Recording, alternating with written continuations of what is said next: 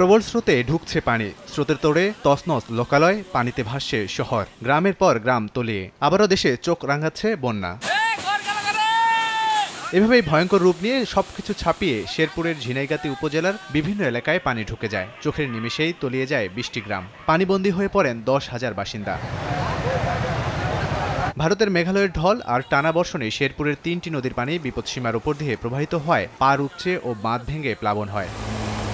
এদিকে পাহাড়ি ঢল ও কয়েকদিনের ভারী থেকে অতি ভারী বৃষ্টিতে সিলেট সহ হাওর অধ্যুষিত এলাকা সুনামগঞ্জ, নেত্রকোনাতে বন্যার শঙ্কায় বাসিন্দারা। বাড়ছে সব কয়টি নদ নদীর পানি, এতে আবারও প্লাবিত হতে শুরু করেছে নিম্নাঞ্চলের বেশ কিছু এলাকা। পানি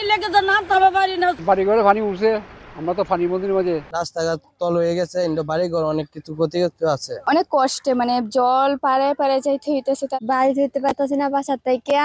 নগদের কাছে সব গ্রাহকই প্রিয়, তাই তো সারা দেশে ক্যাশ আউট চার্জ সবচেয়ে কম।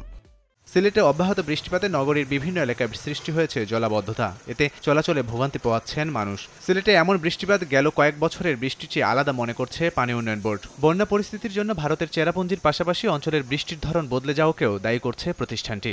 ওই যে 50-60 হাজার টাকার মাল আছে জন্তু সব পানির তলে গেছে। বৃষ্টি দেখলে মানুষ একটু ভয় পায় যে বন্যা চলে আসে। বিগত বছরগুলোর তুলনায় এই বছরে রেইনফলের প্যাটার্নটা একটু চেঞ্জ হয়েছে। গোটা সিলেট বিভাগই আসলে বন্যাটা পুরোপুরি নির্ভরশীল হচ্ছে মেঘালয়ের বৃষ্টিপাতের উপর, তো সেই ক্ষেত্রে আমরা নিঃসন্দেহে ঝুঁকির মধ্যে আছি।